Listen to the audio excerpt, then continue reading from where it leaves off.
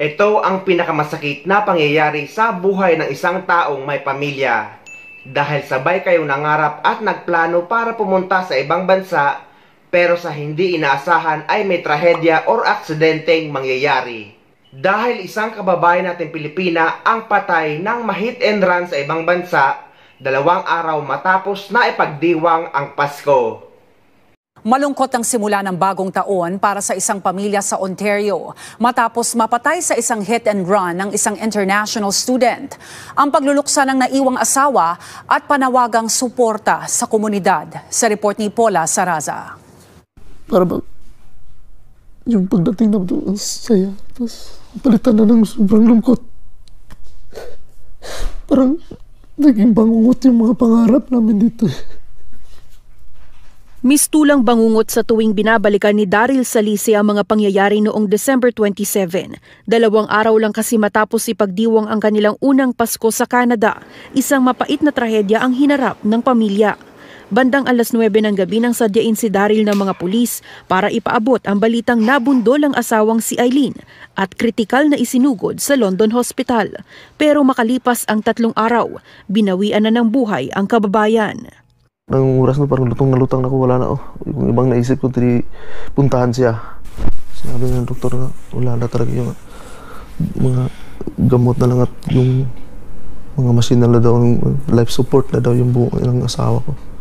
Agosto 2023 nang dumating sa Canada ang pamilya Salise mula Bukidnon sa ilalim ng International Student Pathway. Full-time technician si Daryl at business administration student naman si Eileen habang nagtatrabaho part-time sa isang fast food restaurant. Lagi pong tinatanong sa sarili, ba't nangyari ito? Marami pa kaming mga plano.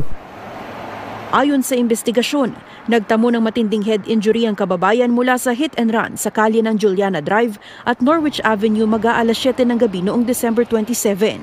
Arestado ng Woodstock Police ang 54 na taong gulang na driver na residente sa Tillsonburg. Dapat nag-ingat ka kasi may buhay. May pamilyang nag-aantay. Gusto ko siyang sisihin na wala naman akong magawa. Kaya pinabayaan ko na lang sa Diyos. Hindi man problema ang bayarin sa ospital dahil sa kakukuha lamang na OHIP coverage ni Daryl para sa pamilya.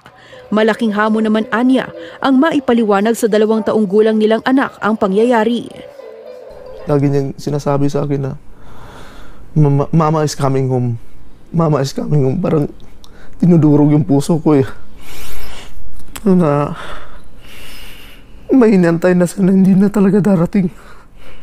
Nakikipag-ugnayan na ang konsulado kay Daryl para sa mas mabilis na pagproseso ng mga suporta at benefits mula sa gobyerno at sa planong pagpapauwi sa labi ni Eileen sa Pilipinas na sakop ng kanyang insurance bilang international student. Malaki ang pasasalamat ni Daryl sa mga kaibigan at Filipino community sa Woodstock na agad dumamay at nagparating ng tulong sa isinagawang GoFundMe page. Pinaghahandaan na ng pamilya ang lamay ni Eileen sa Sabado bago ang planong pag-uwi sa Pilipinas. Sa totoo lang, parang hirap pa rin tanggapin eh. Kasi maaga pa eh.